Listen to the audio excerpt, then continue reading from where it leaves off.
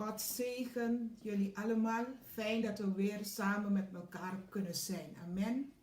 Prijs de Heer voor deze mooie dag. Amen. Voordat wij gaan beginnen, gaan we hem eerst bedanken voor alles wat hij voor ons heeft gedaan de hele week en iedere dag opnieuw. Groeten van mijn man. En ik wens jullie ook een fijne luisteren zondag. En we gaan naar het woord luisteren. En het woord is het woord van God. Amen. Maar voordat wij gaan beginnen, groeten aan jullie allemaal. Laten we gaan bidden en de Heer bedanken voor deze dag. Amen. Hemelse Vader, we komen voor uw troon van genade, Vader. We danken u, Vader, voor deze mooie dag, Vader. We loven en prijzen uw heilige naam, Vader. U alleen bent het waard om geprezen te worden, Vader. We verheffen uw heilige naam, Vader. We verhogen u, Vader. U bent de God almachtig die over uw kinderen waakt, Vader. U bent de God die ons dagelijks, Vader, door alle beproeving heen laat komen, Vader. U bent de God die uw liefde toonde door uw Zoon Jezus Christus naar de wereld te sturen, Vader. Vader, we danken u voor deze dag, voor uw woord wat gegeven zal worden, Vader.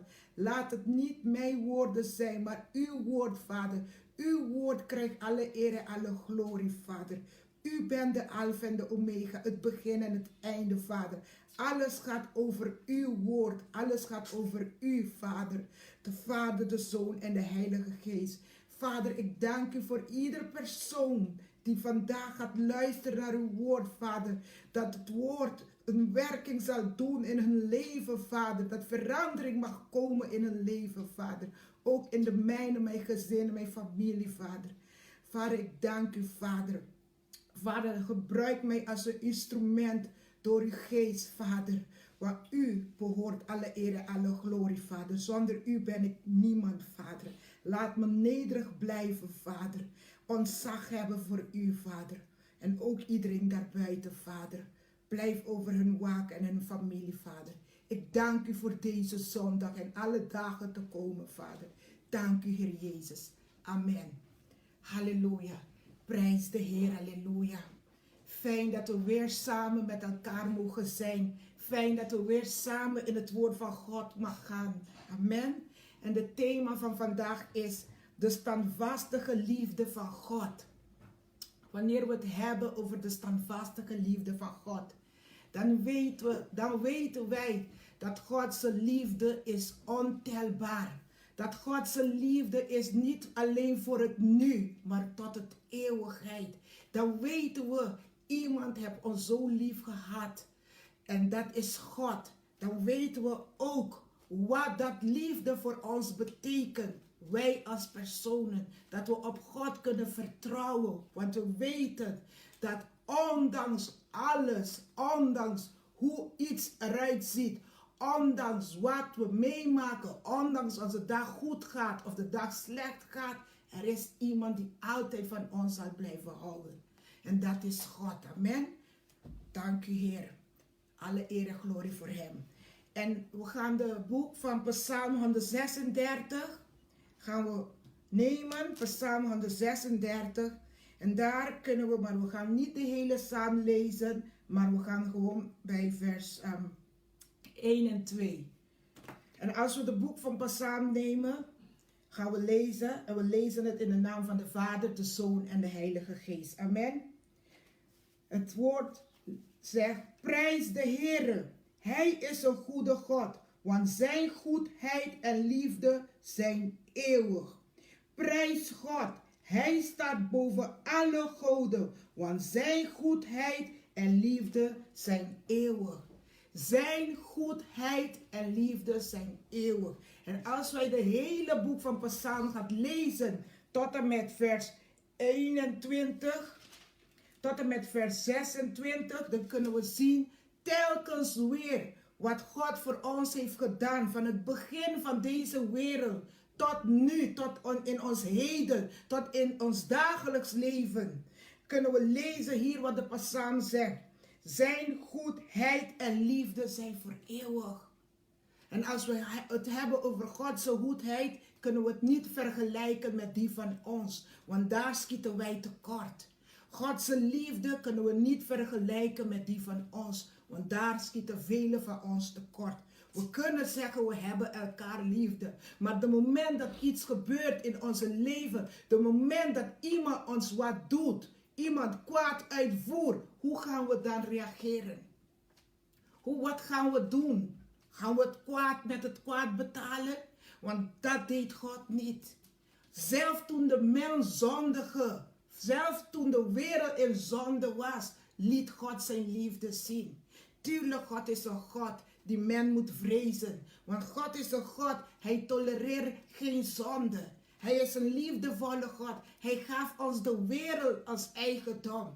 Hij maakte de wereld, de schepping. En hij ging mensen op de wereld zetten. Maar door de val van de mens, door de zonde,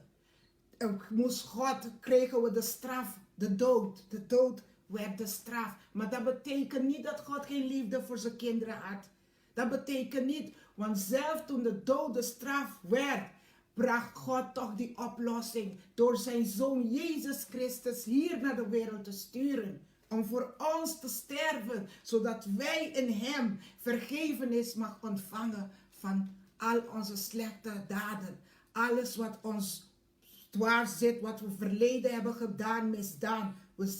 Door God hebben we dat vergevenis ontvangen. Maar dat gebeurt alleen wanneer je Jezus aanneemt als je enige verlosser.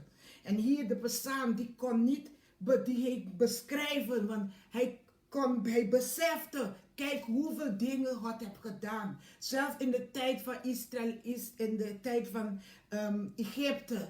Al in die tijd, God liet zijn liefde zien. Zelfs toen het volk ongehoorzaam leefde. Zelfs toen liet God zijn liefde zien. En we zullen zeggen, ja, maar waarom? Als God een liefdevol is, waarom werd toch sommige mensen gedood? Waarom sterven toch sommige mensen?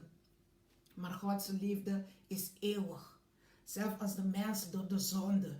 Door de zonde gebeuren veel dingen. De zonde die in de mens leeft, doet de slechte. Maar God heeft altijd het beste voor zijn kinderen gewild. Daarom, Gods standvastige liefde is eeuwig. Wij hebben dat niet. Hoewel we denken dat te hebben. Maar dat hebben wij niet. En we gaan zien ook in het boek van Jeremias 31:3. Maar dat gaan we niet nu pakken. Maar ik ga het lezen, want ik heb het hier opgeschreven. Toen God zei, Israël, mijn volk, ik had jullie lief. Ik hou van jullie. Dat zei God tegen Israël. Maar wij zijn zijn volk vandaag. En nog steeds zegt God tegen ons, ik heb jullie lief. Jullie zijn mijn volk. Jullie zijn mijn kinderen. Deze liefde wil ik jullie laten zien. Deze liefde, ondanks dat deze volk, Israël, hoe vaak heeft deze volk tegenover God gezonden. Hoe vaak ging het volk in ongehoorzaamheid. Maar toch liet God zijn liefde zien. Toch heeft God hun vergeven. Zijn toorn was zwaar op deze volk. Maar toch liet God toch de andere kant van God zien. En soms moeten we gestraft worden. Weet je, net als een kind die iets verkeerd doet, die wordt ook gestraft door zijn ouders. En wij als kinderen van God, soms hebben wij die straf nodig om te beseffen van wacht eens even. Dit is niet goed. Ik ben niet goed bezig. Ik ben niet goed bezig op deze manier van doen. Ik kan mijn naaste niet zo behandelen. Ondanks hoe mijn naaste mij heeft behandeld, moet ik toch de liefde van God uitstralen. Moet ik toch het beste in mij hebben voor mijn naaste. Het betekent niet dat je bevriend met die persoon moet zijn. Maar toch, als je zegt, je wandelt uit deze liefde van God, betekent het toch dat je hart vergevenis moet hebben voor deze persoon. En dat liet Jezus ons ook zien. En God. En dat gaan we nemen in Johannes 15 vers 9. Wat het boek van Johannes 15 vers 9 ons zegt hier. Wat Jezus zegt. Johannes 15 vers 9. Zoals de Vader van mij houdt, houd ik van jullie. Zorg dat je in mijn liefde blijft En dat doe je door je aan mijn geboden te houden. Want de Vader is van mij blijven houden, doordat ik mij aan zijn geboden heb gehouden. Leef vanuit zijn liefde. Dat zijn Jezus. Zorg dat jullie mijn geboden houden. Net zoals ik zijn geboden kon houden. Is die last te zwaar om zijn geboden te houden? Nee, want anders zou Jezus ons dat niet zeggen. En niet vertellen dat wij dit moeten gaan doen. En net zo liefde dat de Vader voor hem had, zou de Vader ook voor ons hebben. Want dan pas zijn we werkelijk kinderen van God. Dan pas hebben wij die echte liefde van God. Want dat is wat Jezus zegt. Als jullie van mij zijn, als jullie in mij is, hoe kan ik bij iemand horen, bij deze partij horen, en dan ga ik tegendeel van deze partij. Ik ga in het tegenstelde van die partij. Als ik zeg, ik ben voor deze kant, kan ik niet het tegengestelde doen. Dan doe ik ook wat deze kant voor mij eist. En als wij zeggen, we zijn in Jezus, dan doen wij ook wat Jezus van ons vraagt. Om die liefde te laten stromen. Om die geboden te houden. En dat betekent dat wij leven niet vanuit het vlees. Want de vlees wil altijd handelen om kwaad te doen. De vlees wil altijd zijn zin hebben. We leven vanuit de geest, mensen. Amen. We leven vanuit de geest. En dan zijn wij werkelijk kinderen van God. In Johannes 4, 10 gaan we het lezen wat God zegt hier. In Johannes 4, vers 10. Prijs de Heer, halleluja. Dank u, Jezus. In Johannes 4, 10. Het woord zegt zo. Prijs de Heer. De liefde waarover het hier gaat is niet onze liefde voor God, maar zijn liefde voor ons. Daarom stuurde hij zijn zoon, die de straf voor onze zonde op zich heeft genomen, om de verhouding tussen God en ons weer goed te maken. Dus God hield eerst van ons, voordat wij dat gingen beseffen. Voordat wij gingen beseffen, hield God van ons. En daarom, door deze wonderbaarlijke liefde, ondanks de val van de zonde, ondanks de ongehoorzaamheid van de wereld, God stuurde zijn zoon. En nog steeds de dag van vandaag stuurt God zijn zoon. Nog steeds de dag van vandaag, velen willen hem niet aannemen. Nog steeds van de dag van vandaag, wacht God met u om zijn zoon aan te nemen. Om u zijn liefde te laten kennen. Nog steeds de dag van vandaag. God is met ons. Nog steeds de dag van vandaag. God heeft niet besloten om de wereld te gaan vernietigen. Ondanks de situatie, de omstandigheden van deze wereld. Nog steeds de dag van vandaag. God wacht. Hij wacht nog steeds dat u hem werkelijk aanneemt met uw hart. En ik zeg niet dat het makkelijk is. Tuurlijk hebben wij die strijden. Tuurlijk als iemand ons iets erg doet dat zeer. Maar dan moet je beseffen, weet je, wat ga ik doen? Als iemand mij kwaad doet, als iemand valse getuigenis over mij spreekt, als iemand mij niet mag, of als iemand lelijke dingen naar me toe stuurt, wat ga ik doen? Wat ga ik doen? Hoe ga ik deze vlees onder controle houden? Wat doe ik? Ga ik gelijk een antwoord geven? Ga ik gelijk handelen omdat deze persoon iets kwaads over mij heeft verteld? Ga ik gelijk handelen vanwege de situatie? Nee. Dan ga ik eerst die moment nemen en kijken wat Jezus zou hebben gedaan. Wat had Jezus gedaan in zo'n voorgeval? Ging Jezus het kwade met het kwade betalen? Zou Jezus toch niet van deze persoon houden? Wat zou Jezus doen? En daar moeten wij aan werken. Wat zou Jezus doen? Ondanks mening van anderen. Ondanks wat anderen over ons denken. Ondanks hoe een situatie eruit ziet. Ondanks wat je beste vriend tegen jou verkeerd heeft gezegd. Of wat dan ook over je rug is geroddeld. Wat ga je doen? Hoe ga je handelen? Ga je in die standvastige liefde van God? Vertrouw je dat God ook ziet Want niemand op deze wereld komt eruit als ze slecht doen zonder gestraft te worden.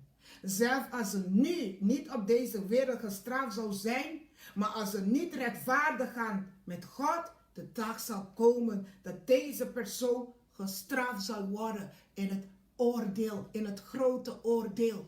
Want dan zal God hem laten zien, kijk wat je hebt gedaan. Kijk, en toch toonde je geen berouw. Nog steeds wilde je niet berouwen van je zonde. Nog steeds haat je deze persoon. Ondanks hoe vaak deze persoon probeerde jou om vergiffenis te vragen, je hart was helemaal hard geworden. En daarom elke dag moeten wij God vragen, Heer, verander ons hart. Geef ons een hart zoals die van u. Daarom Jezus zei ook in Johannes 5:9. Johannes 15:9. We gaan het lezen hier, Johannes 15:9. Prijs de Heer, halleluja. Wat Jezus zei hier, Johannes 15:9. Het zegt zo, ik had het erover gehad, maar het zegt zo. Zoals de Vader van mij houdt, houd ik van jullie. Zorg dat je in mijn liefde blijft. Zorg dat je in mijn liefde blijft. Zoals de Vader van jullie hebben gehouden. En we konden het lezen in de psalm. Wat de psalm schreef over Gods liefde. Want zijn liefde gaat boven alles. Want zijn goedheid en liefde zijn voor eeuwig. En Jezus zegt ook, zoals de Vader van mij houdt, ik hou ook zo van jullie. Blijf in mijn liefde. Blijf in zijn liefde. Zijn liefde is voor eeuwig. Zijn liefde schiet niet tekort. Zijn liefde is niet als mensen. Zijn liefde is niet haatdragend. Zijn liefde heeft geen nijdings. Zijn liefde is geduldig. Zijn liefde houdt geen haat vast. Zijn liefde houdt van de naaste. Die liefde van God. En daar hebben wij veel moeite mee. En daarom alleen Gods liefde is eeuwig. En als mens, zolang we in deze wereld zijn, krijgen wij allerlei situaties tegen. Komen wij in allerlei situaties tegen. Maar zonder die liefde van God zijn we niemand. Dan zijn we niemand. Want de Bijbel leert ons ook in 1 Korintiërs 13 vers 10. Vers 13 vers 4 tot en met 10. We kunnen het lezen, maar ik heb het in het kort hier geschreven. Maar als u het wil, kunt u het nemen en zeggen. Maar ik ga de eerste vers lezen en dan gaan we hier kijken over de liefde wat God hier spreekt. Amen. 1 Korintiërs vers 13. En we lezen het, even kijken, van 1. Dat wil van 1 en dan de andere ga ik opnoemen. Het zegt, als ik wel de talen van mensen en engelen zou spreken, maar geen liefde heb, klink ik als een dreunende gong of een snelle cymbal.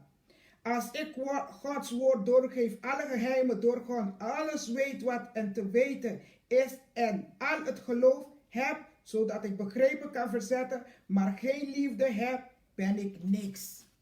Dus ik kan alles van God bezitten. Ik kan alles van God hebben. Ik kan Gods woord zo goed kennen. Ik kan het aan andere mensen doorgeven. Want het woord komt nooit leeg terug. Want het woord van God is het woord van God. Maar als mens, u als mens, wij als mensen, als wij het woord hebben, we geven het.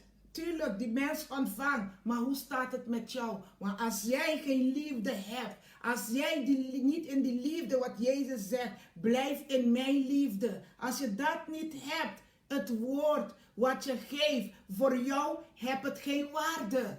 Want je geeft het woord, maar je handelt zelf niet erin. En zo wil je zeggen dat je geestelijk bent gegroeid, dat je over die stap heen bent gegaan? Nee. Want het zegt onszelf, we kunnen alles doen, maar als wij deze liefde niet hebben voor een andere, dan is het niks waard. Wel wat we doen, want we handelen niet uit die liefde. Want iedereen kan iets zeggen, maar het is onze daden, de vruchten. Het laat zien wie je werkelijk bent in de Heer.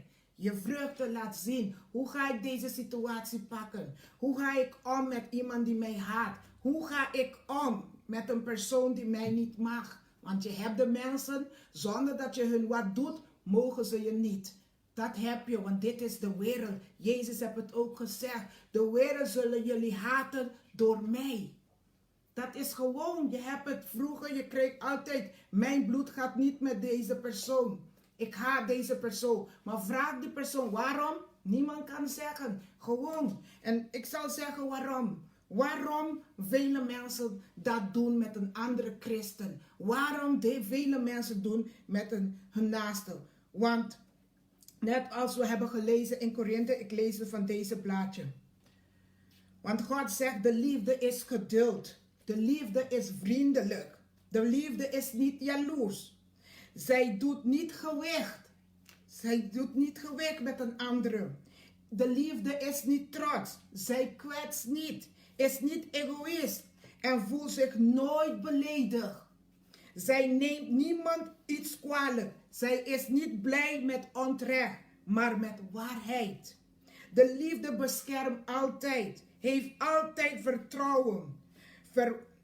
Verwacht het altijd van God en houdt stand. Aan de liefde komt nooit een einde. En wij hebben gebreken. Bij vers 9 van diezelfde vers 1 Korintiërs 13:9 zegt, wij hebben gebreken. Want wij komen velen van ons het tegengestelde. We zijn niet geduldig. We zijn niet vriendelijk voor elkaar. Nee, we zijn niet vriendelijk.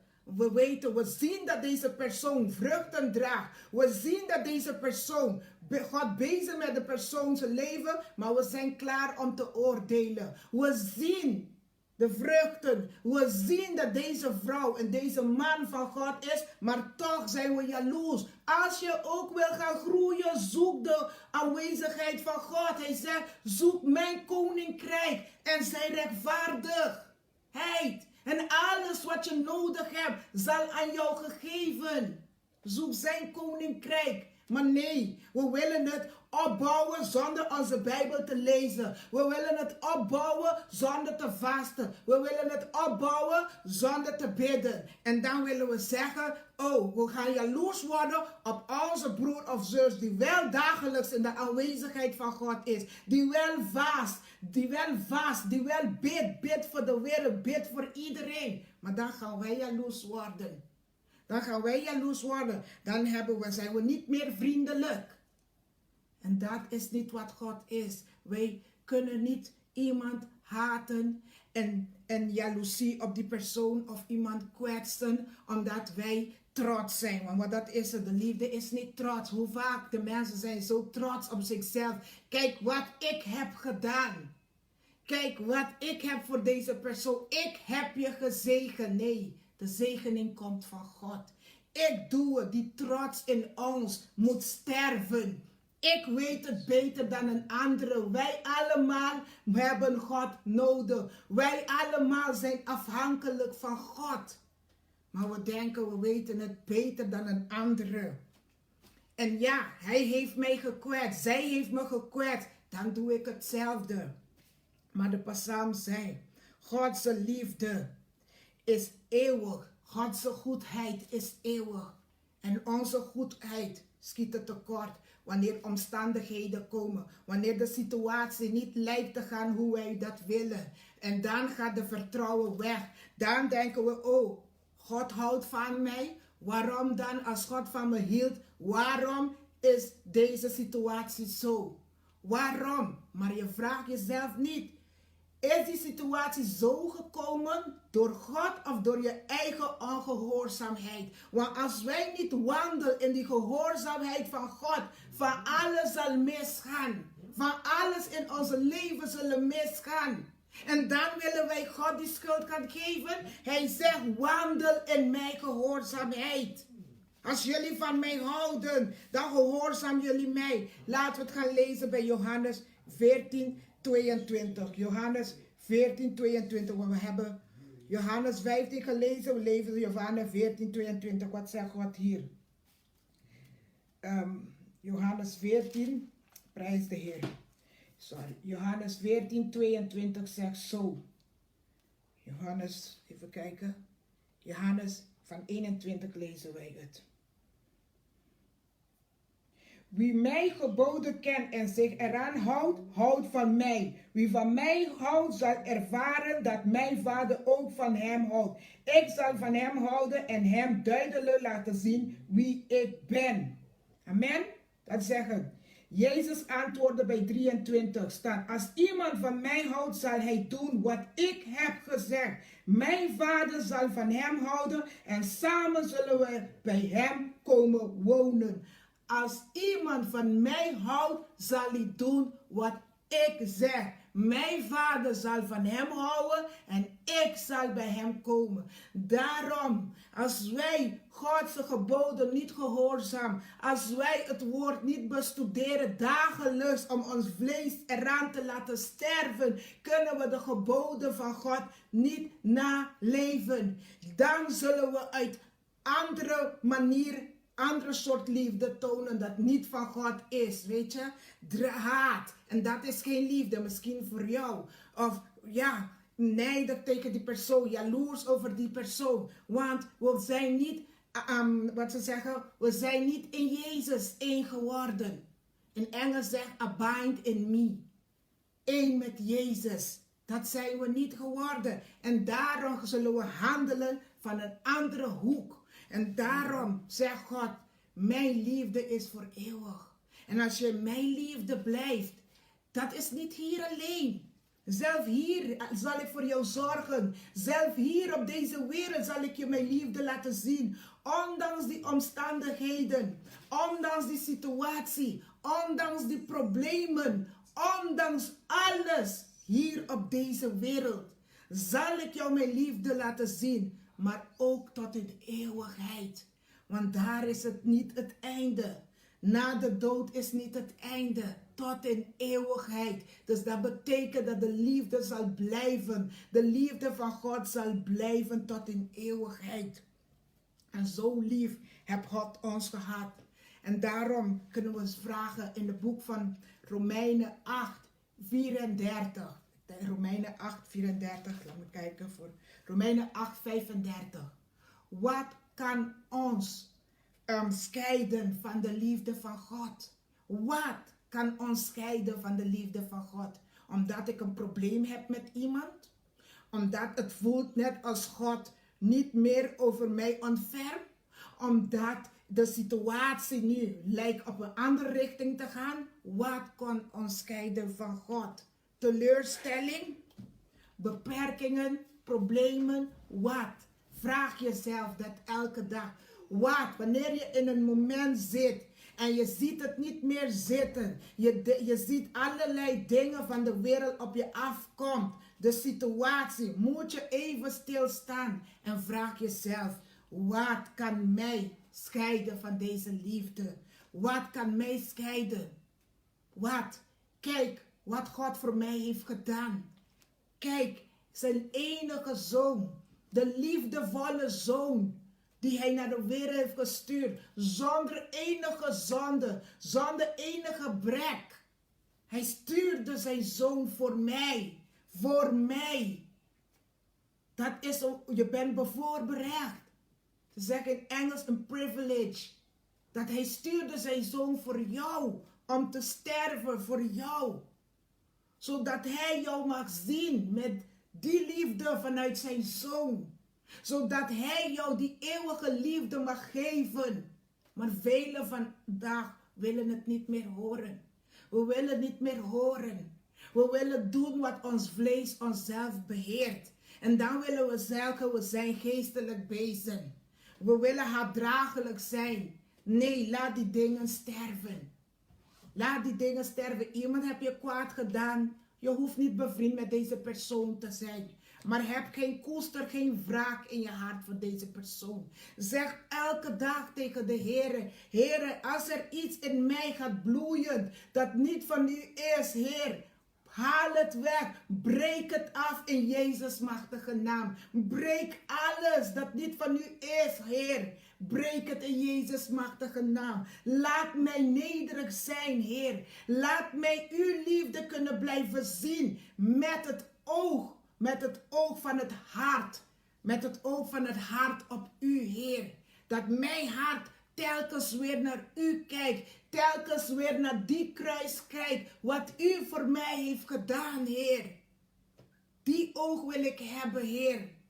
Help mij om daar te komen. En ik denk als je de Heer vraagt. Want hij zegt vraag en dan zal aan jou gegeven. Maar wat vragen wij? Altijd willen we die materiële dingen. Zijn liefde. Liefde voor de ander. Nee, vraag het geestelijk. Heer, help zelf mijn man. Help mijn kinderen om uw liefde te zien. Om uw standvastige liefde te zien in hun leven. Laat ze zien, hun ogen zijn nu verblind. Laat de wereld uw standvastige liefde zien, Vader. We zitten in die moeilijke tijden. Maar laat dat de wereld, als wij allemaal gaan bidden voor deze standvastige liefde van de Heer. De wereld zal anders eruit zien. Maar iedereen denkt aan hun eigen. Iedereen denkt aan hunzelf. Aan hun zelf-ego. Hoe gaan ze hun zelf-ego opbouwen? Oh, hoe ga ik mijn ego opbouwen? Kijk naar mij. Nee, kijk naar Jezus. Kijk naar Jezus. Blijf kijken naar Jezus. Niet naar mij. Zonder Jezus ben ik ook net zo goed als dood. Want Hij heeft mij gered uit die zonde. Kijk naar Jezus. Niet naar de dingen van de wereld. Dat is geen liefde. De dingen van de wereld misleidt ons. Het brengt ons op de verkeerde weg. Gods liefde is eeuwig. Is niet als hoe wij kijken. Onze trots. Daarom hij zei in Corinthians. Deze mensen zijn niet trots. Hoe vaak? Kijk naar mij. Kijk wat ik heb gedaan. Ik heb het gedaan. Ik. Die ik moet gaan sterven. Die ik moet gaan sterven. En zo denken wij om geestelijk te zijn. We willen altijd anderen afkappen. Vooral inderdaad. We gebruiken dat. De social media. De YouTube is niet om anderen af te kraken. Zie je iets verkeerd in je broeder of je zuster? Bid voor die persoon. Bemoedig die persoon met een bemoedigend woord. En die woord laat God dat woord ten goede werken. God zal die woord gebruiken om deze persoon te veranderen van zijn manier van doen tegenover u. Tegenover mij. Bid voor die persoon. Jezus heeft zelf gezegd, bid, vast, bid voor deze persoon. En je zal zien, want God sluit zijn ogen niet. Maar in plaats van dan iemand doet ons kwaad, dan gooien we iets terug. Dan hebben we veel dingen te zeggen over elkaar. En dan zeggen wij wandelen onder Gods liefde. Dit is de profetie van God. Dit is gesproken door God. Nee, God is niet hier om mensen af te breken, af te kraken. God zei, hij haat de zonde, maar hij haat de mens lief. De zonde blijft hij haten. Daarom is Jezus hier gekomen. Maar zijn liefde is eeuwig. Dat hebben we net gelezen. Hij is niet iemand, wanneer die dag van oordeel komt. Oordeel is door God, niet door ons. Wij kunnen iemand terecht spreken van zijn fouten. Weet je, wat je doet is niet goed. Stelen, je wordt betrapt. Kijk, die persoon weet het ook. Als je gaat stelen, je wordt betrapt. En als je betrapt wordt, kan je de gevangenis in. Automatisch, want onze geweten weten wanneer wij slecht doen. Onze geweten weten dat. Maar wij zijn goed om anderen te breken. Oh, goed voor jou. Goed voor jou. Dat is goed, ja. Ja, dat is hem gebeurd. Maar als wij zo gaan, die persoon zal denken, ja, niemand houdt van mij. Iedereen wenst mij het slechte. Weet je hoe het voelt als je iemand laat voelen dat je niet van die persoon houdt? Weet je hoeveel dat kan een persoon breken? Dat kan een persoon breken. Vooral iemand die zwak is in het geloof. Dat jij die volwassen is in het geloof. Niet eens een bemoediging kan geven aan deze persoon. Maar telkens weer breken die persoon. Het is je eigen schuld. Het is goed voor jou. Daarom deze dingen gebeuren. Welke liefde laten we zien? Als God dat moest zeggen, weet je wat Jezus zei toen hij op het kruis ging? Toen Jezus op die kruis ging, hij zei, Vader, Vader, vergeef hun zonde. Ze weten het niet beter.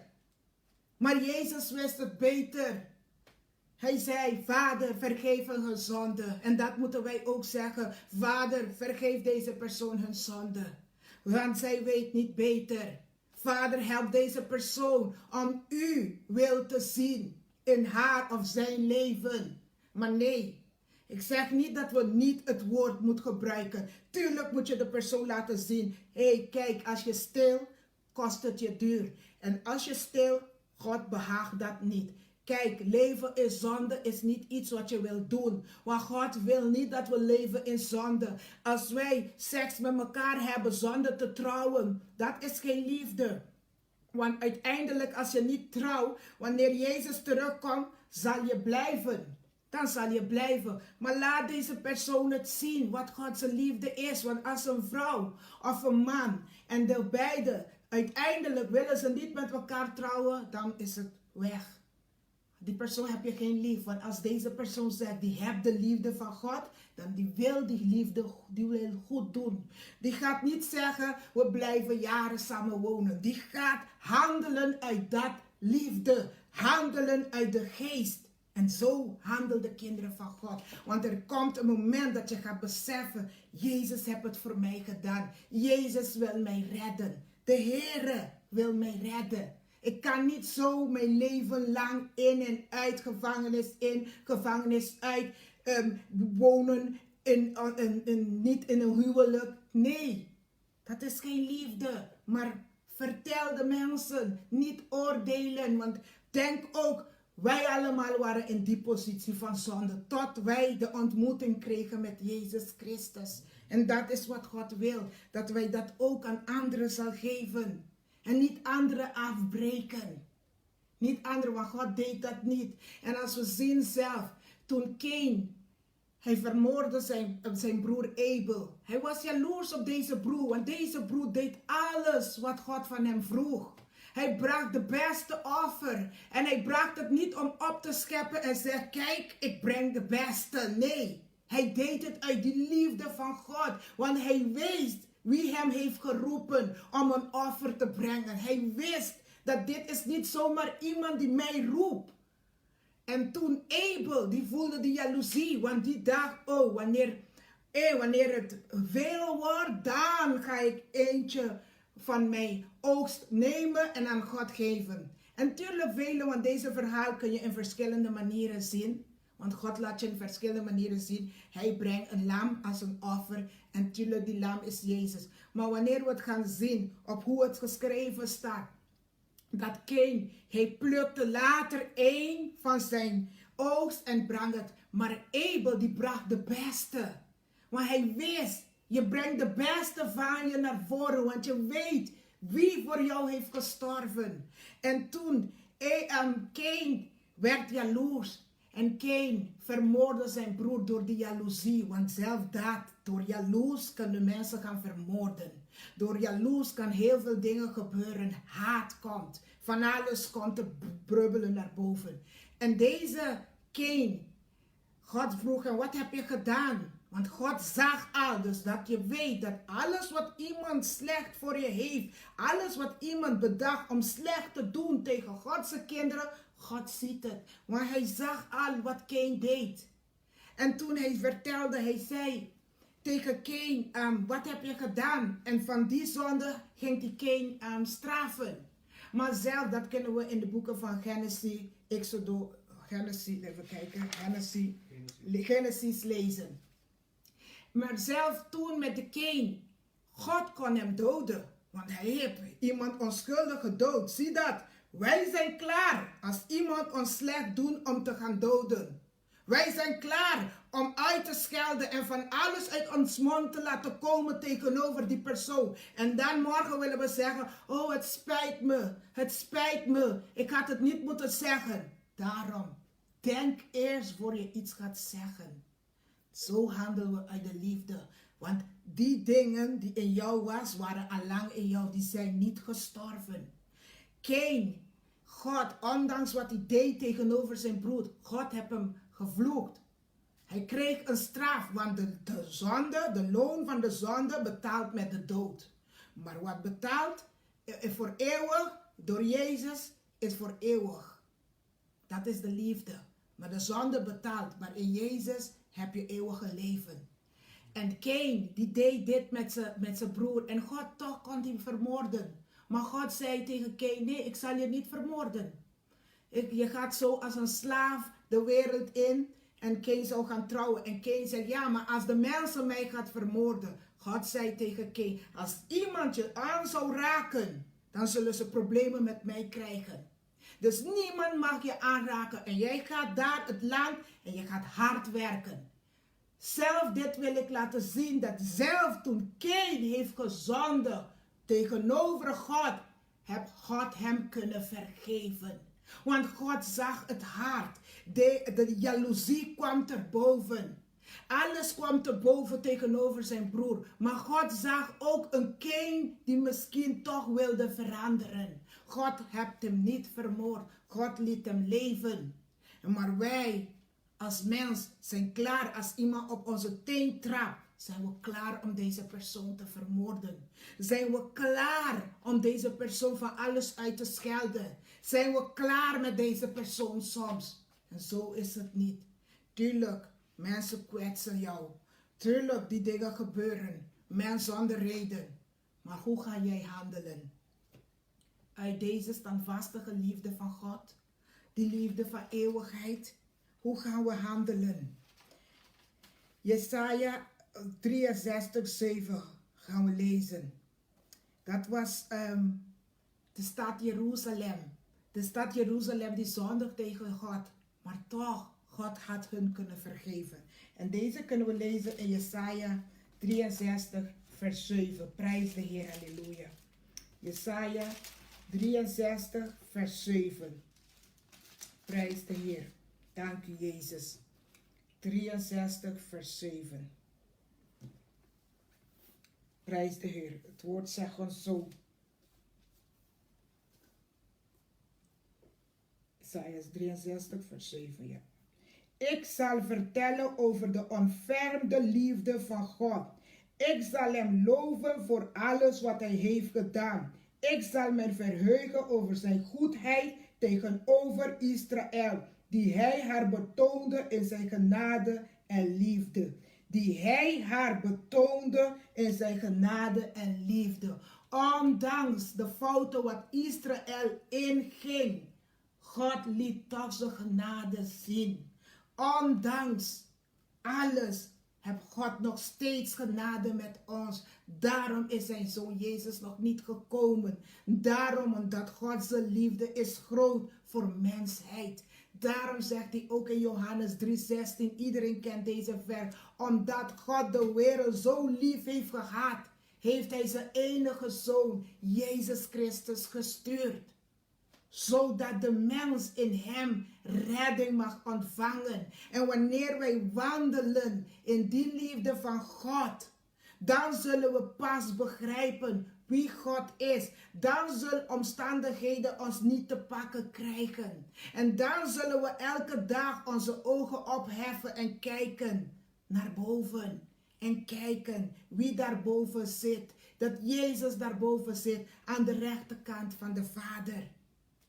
Deze liefde had God voor Israël en voor Jeruzalem en die zijn mensen Israël. En nog steeds voor wij vandaag deze liefde. En wat doen wij ermee? Geven we het ook uit? Laat anderen ook aan onze vruchten zien dat wij ook deze liefde hebben voor elkaar. Wij zeggen we vormen samen het lichaam van Christus. Maar je ziet, we helpen elkaar niet meer. Er zijn kerken zelf die het in moeilijkheden hebben. Geen andere kerken of geen andere mens bellen om te kijken wat je nodig hebt. Misschien zijn er zieke pastoren, zieke mensen. Wie? Kijk, nee. Als hij met mij omgaat, dan ga ik met hem om. Wie kijkt voor een andere? Wie bidt voor een andere? Niemand doet dat tegenwoordig. Iedereen kijkt naar hun, dat hun gaat groeien, naar hun kerk, hun gemeente, hun mensen, mijn vriendschap. Verder kijken we niet verder. De arme landen, gelukkig hebben we goede mensen op deze aarde dat toch kijken voor die arme landen. Maar wie kijkt om voor een andere? We zijn klaar om een andere te bekritiseren. We zijn klaar om een andere van alles te vertellen. Maar die liefde geven zijn we niet klaar voor. We verwachten altijd, nee, deze persoon moet mij zoeken. Oh, die voorganger moet mij bellen, want hij is de voorganger. Nee, waarom kan jij ook niet de telefoon nemen en vragen, hé, voorganger, hoe gaat het met je? Waarom kan jij dat moeite ook niet doen van jouw kant? Nee, hij is de voorganger, hij moet mij de goede voorbeeld geven. Nee, het is niet de voorganger, het is God. God die geeft zelf die voorganger, die goede voorbeeld en ook aan u. Maar wij kijken zo, nee, hij is boven, dus hij moet die voorbeeld geven, hij moet mij bellen en kijken hoe het met me gaat. Maar je weet niet misschien wat deze persoon, wat die aan het meemaken is. Je weet niet wat die voorganger meemaakt. Je weet het niet. Of je weet niet wat die zuster meemaakt of die broeder meemaakt. Het kost ons geen moeite. Als we zeggen we zijn goed bevriend of goed met deze persoon om een telefoontje te nemen en kijken hoe deze persoon doet. Het kost geen moeite. Want God deed dat voor ons. Hij liet Jezus gaan op het kruis. Zodat wij vandaag van alles in Jezus mag hebben. Zodat wij vandaag rijk in zijn liefde mag zijn. Amen. En soms hebben we het inderdaad dat we voelen down. Soms je staat op, je dag voelt niet. Maar je moet weten, zelf als je dag vandaag niet voelt, want ze zeggen je hebt je ups en downs. En papiermen zeggen ze, lalanta copiëren obes, fekama. Komt hij met veel zenuwen en zo, weet je. En wanneer je je dag zo voelt, is het goed om in het woord te gaan. Goed om terug te gaan kijken, wat zegt God, zijn woord. Op dit moment, hoe ik me nu voel. Laat me mij weer gaan herinneren aan die liefde. Want als God geen liefde voor ons had, had hij zijn woord niet achtergelaten. Kijken. En in Jesaja kunnen we lezen, Jesaja 40, 29 is ook een bemoedige woord bij Jesaja 40, vers 29. Halleluja, prijs de Heer. Prijs de Heer. Jesaja 40, vers 29 tot en met 30 is een woord. Machteloze en vermoeide maakt hij sterk. De zwakke heeft hij kracht. Jeugdigen zullen uitgeput raken en de jonge mannen zullen het opgeven. Maar zij die hun hoop op de Heere hebben gevestigd, zullen hun krachten weer terugkrijgen. Zij stijgen op met vleugel als van arenden. Zij zullen voortsneller, maar niet moe worden. Zij zullen wandelen zonder uitgeput te raken. Hij heeft ons de kracht weer. Hij zorgt voor ons. Wij zullen als arend zijn. Dus wanneer we voelen, een dag hebt, want dat kan gebeuren bij een gelovige, dat je een dag hebt dat je vandaag niet lekker voelt in je vel. Ga terug in het woord. Lees het woord. Wat zegt God hier? Wat zegt God hier met zijn woord? En Jesaja is een woord ook, een bemoedige woord voor jouw geest, want dat heb je nodig. Die bemoedige woord om te denken, wauw, God zegt dit. Wij zijn beschermd onder zijn vleugels. Hij zorgt voor ons. Zijn liefde is onvoorwaardelijk. Dan moeten we in zijn woord gaan en lezen. Amen. Prijs de Heer. Ik hoop dat jullie het tot nu toe kunnen begrijpen. Dat als wij zeggen we zijn kinderen van het almachtige God. Dan moeten we blijven wandelen in Gods liefde. Dan moeten we zorgen, ondanks omstandigheden, ondanks wat ons uitlokt, blijven we handelen in zijn liefde. En als we het moeilijk hebben op dat moment, iemand heeft ons uitgescholden, iemand heeft lelijke woorden tegen ons gezegd, je hebt een probleem, je huwelijk of wat dan ook. Ga in de aanwezigheid van de Heer. Voordat je iets terug gaat zeggen dat misschien niet goed uitpakt, ga in de aanwezigheid van de Heer. Bid. Buig je knieën. Bid. En laat de Heer jou openbaren wat hij wil dat je doet. En soms moet je gewoon stil blijven. En laat die persoon maar ruzien op zichzelf. En dan zal die persoon ook zien, wauw, ik heb deze persoon van alles uitgescholden. Ik heb deze persoon van alles gezegd. Maar deze persoon blijft toch rustig. Soms moeten wij deze vruchten ook hebben van niks doen. En je hebt momenten, natuurlijk, ik denk niet dat God de persoon de grens laat oversteken. En zelf als God de persoon de grens laat oversteken, je weet, je hebt een God die zelf zijn wraak zal nemen. Hij zegt het zelf in Romeinen 12:19. Laten we het gaan nemen. Romeinen 12:19 zegt God dat zelf. Prijs de Heer. Romeinen 12, vers 19. Halleluja. Romeinen 12, vers 19 zegt zo. Prijs de Heer. Dank u, Jezus.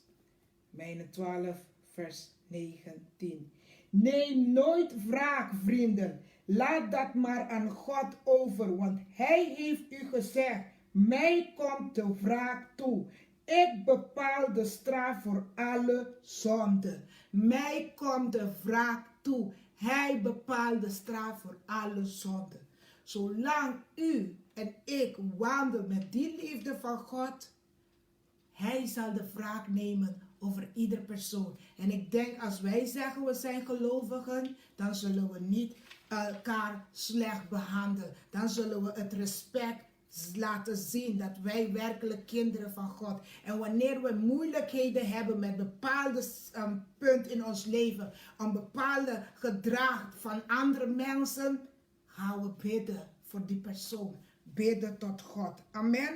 Prijs de Heer. En ik ga mijn laatste lezen. Psalm 100. En we gaan Psalm 105. Prijs de Heer. We nemen het boek van Psalm.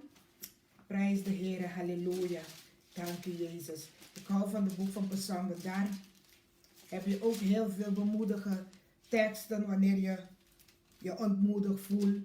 Weet je, wanneer je voelt dat iemand wil kwaad doen, of wanneer je voelt, weet je, dat je niet geliefd bent je moet niet geliefd bent door mensen, geliefd bent door God. Maar soms heb je dat gevoel van, ja, houdt God nog steeds van mij? Hij houdt nog steeds van jou. Want hij zegt, zijn liefde is standvastig. Zijn liefde is voor eeuwig. Dus dat is de God die wij dienen. En we lezen in Psalm 100. Het zegt zo bij 5. Psalm 100 bij 5. De Heere is goed voor ons. Zijn goedheid reikt tot in de eeuwigheid. Hij blijft trouw van generatie op generatie. De Heere is goed voor ons. En in andere boeken zegt de Heere zijn liefde. Maar hier zegt het hetzelfde. Hij is goed voor ons. En zijn goedheid, zijn liefde blijft tot in eeuwigheid, mensen. Tot in eeuwigheid. Amen. Prijs de Heer voor zijn woord. Daarom, ik hoop dat deze woorden, dat jullie en ik zelf, want het woord begint bij mij eerst, dat wij gaan beseffen, welke liefde praten wij hier over. We praten niet zomaar over een liefde, een gewone liefde, hoe mensen ons behandelen. We praten over een liefde, een standvastige liefde die niet verandert. Een liefde die voor altijd zal blijven tot in eeuwigheid. Niet als mensen, want onze liefde kan van de ene dag naar de andere veranderen tot haat. Onze liefde kan van de ene dag naar de andere veranderen. Maar die van God niet. Die blijft standvastig voor de hele mensheid. Hoewel de mens het nog niet beseft. Hoewel de wereld het nog niet ziet. Omdat de wereld heeft Jezus niet gekend. Maar de moment dat ze Jezus zullen kennen, zullen de ware liefde kennen van God. Denk je dat God wil dat deze dingen wat nu gaande is op deze wereld met zijn kinderen gebeurt? Denk je dat God wil dat kinderen ziek worden? Nee, dat is niet van God. Maar door de val van de zonde. Denk je dat God wil dat de mensen die hem lief hebben sterven? En zelfs de mensen die hem niet lief hebben, wil hij ook niet dat ze de verkeerde kant gaan en dat ze komen te sterven. Want nog steeds heeft hij zijn zoon hier gestuurd voor ook hun die Jezus niet willen kennen. Denk je dat God wil dat wij in armoede leven? Nee, de val van de zonde. Dus daar kunnen we niks doen. Sommige landen zullen het armoede hebben dan andere landen. Want dat is niet wat God heeft voor zijn kinderen. Hij zegt, we zijn rijk in hem. Rijk met alles. En als we het niet hier hebben gekregen, zullen we het daarboven krijgen. Dus denk niet zelf, de virus die hier is, de corona of wat dan ook, dat God zijn manier van, dat hij niet lief aan de mensen heeft. De mensen hebben iets bedacht, iets is op de wereld gekomen. Tuurlijk, God, als jij iets doet en je gaat het niet bespreken met God, God laat het toe. Vaak dingen God laat toe, maar dat betekent niet dat God daarbij bezig is. Want als God zijn kinderen gaat bidden, als God zijn kinderen gaat hem zoeken in geest en waarheid, God beschermt zijn kinderen. Hij wil niet dat zijn kinderen hem op de proef zet. Als er iets gaande is, hij wil niet dat jij daar gaat bemoeien. Bid voor die situatie. Maar ga niet stoer spelen en denken, oh ja, ik kom die situatie, ik ga die bestraffen. Want als dat ziekte, de corona of wat dan ook jou te pakken krijgt, kan je niet zeggen dat Gods schuld is. Jij ging het opzoeken. Dus wij moeten ook waakzaam zijn. De Bijbel leert ons ook, wees waakzaam, want de vijand is rond als een brullende leeuw om te zoeken wie hij kan vernietigen. Laat niet dat jij die persoon zijn dat de vijand kan vernietigen. Blijf wandelen in de liefde van God. En hoe wandel je in de liefde van God? Door gehoorzaamheid aan hem. En wanneer je gehoorzaamheid toont, dan ga je in zijn woord. En zelfs als je tegen hem hebt gezonden, of heb je iets verkeerd in je hart bedacht over je broer of je zus, buig je knieën. Ga met een oprecht hart. Hij zegt, kom tot mijn troon. Die troon van genade. Vraag hem, Vader, vergeef mij. Vergeef mij dat ik deze haat heb in mijn hart. Ik wil het niet daar hebben. Breek het in Jezus' machtige naam. Want dat kan ook brullen als wij niet in het woord gaan. Als wij niet standvastig gaan, dan gaat de vijand ook met ons proberen te vechten. En dan komen bepaalde dingen, misschien als christenen, iets vloept uit je mond. Een woord dat je niet moet zeggen tegen je broer of je zus. Vader, deze situatie is gekomen, deze woord is eruit gekomen. Help mij, Vader, dat deze woord weg van mijn hart is, want die woorden horen niet thuis. Laat me blijven wandelen in uw liefde. Dat is wat de Heer vraagt van ons. Dat wij zijn beeld, dat wij Jezus weerspiegelen. Dat wij zoals Jezus komt te zijn. En hoe kunnen we als Jezus komt te zijn? Wandelen in zijn voetstappen. Hij heeft niet gezegd dat we perfect zijn, maar beleid je zonde.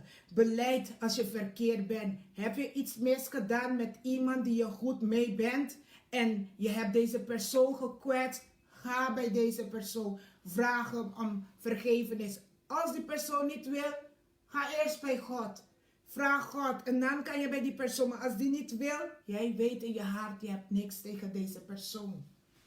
Laten we in die liefde, laten we niet zeggen wat de boek van 1 Korintiërs 13 zegt. Zelfs als we alle woorden van God kennen en we hebben deze liefde niet, dan is het niks, dan is het geen waarde.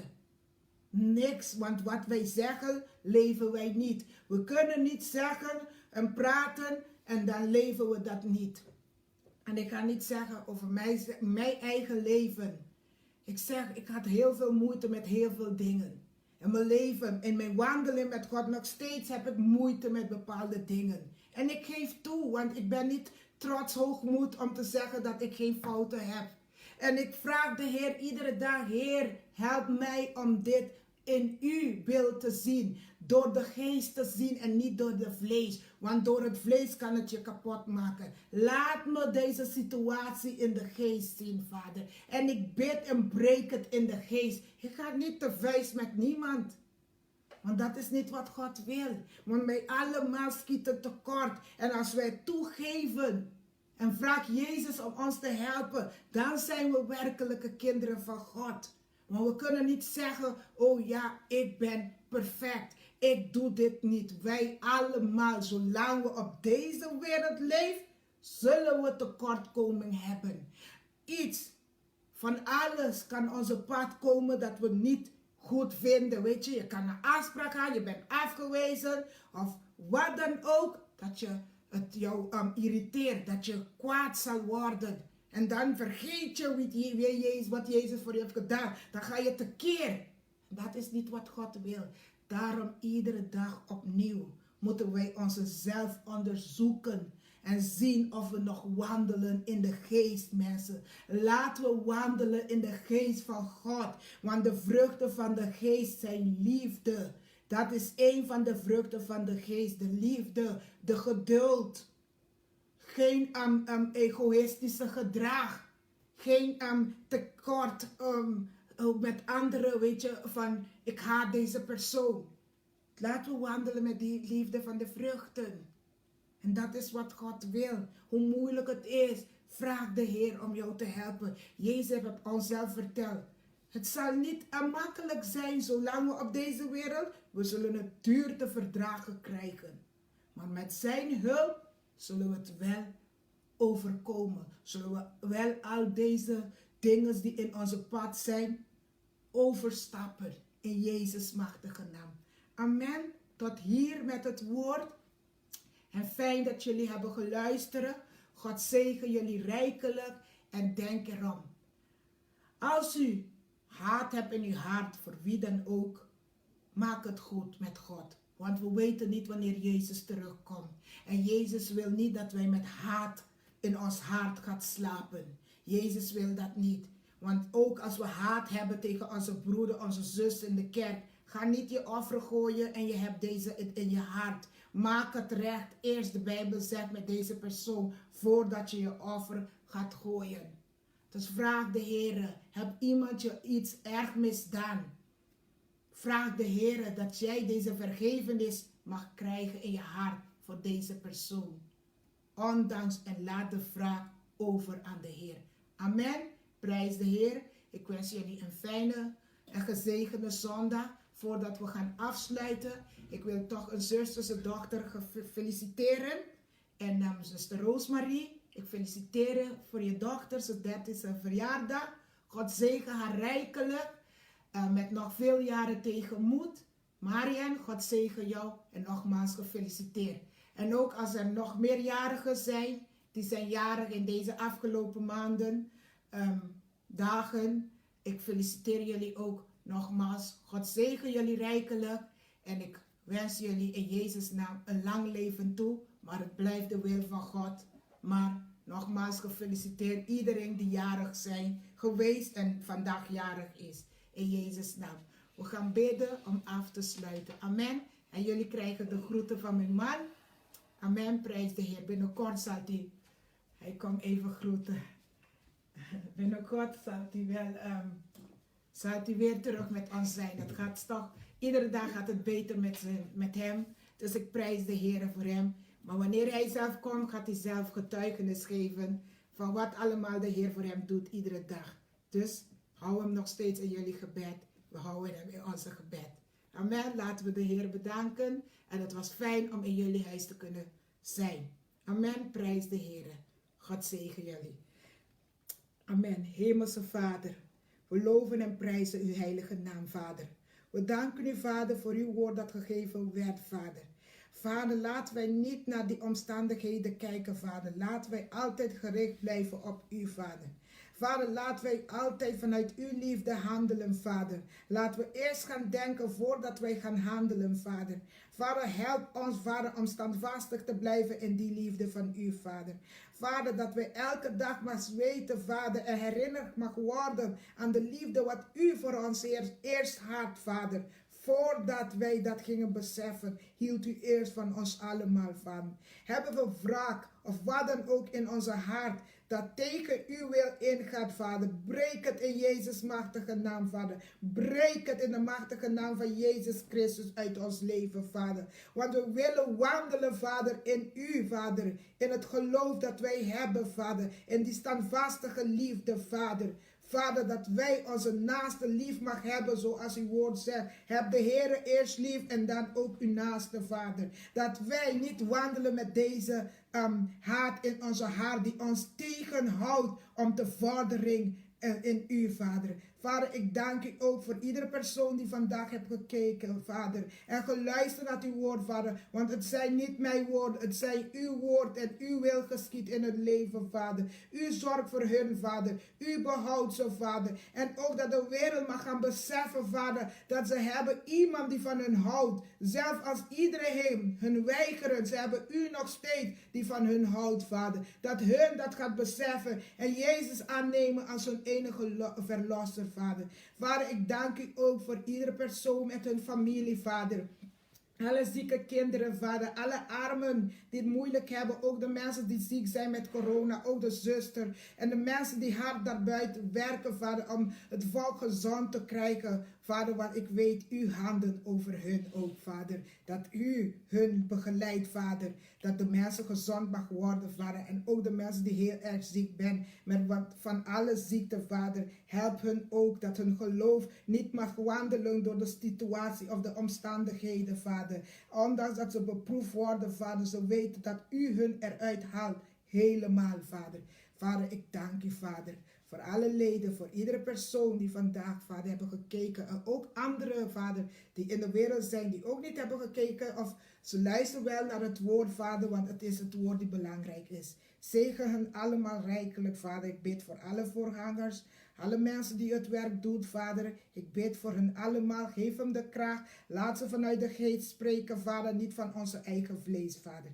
Ik dank u, Heer Jezus, voor iedere familie daarbuiten. Voor iedere persoon, ook mijn familie, Vader. Ik dank u, Heer, voor alles wat u zal doen en blijven doen, Vader. Dat de ogen van ons hart altijd gericht mag blijven op u, Vader. Dank u, Heer Jezus, voor deze dag. En ook de komende week die ons te wachten staat. Dat u ons er doorheen zal begeleiden, Vader. Ik dank u, Heer Jezus. Amen en amen. Een fijne en gezegende dag. Prijs de Heer. Amen. We houden van jullie. Amen.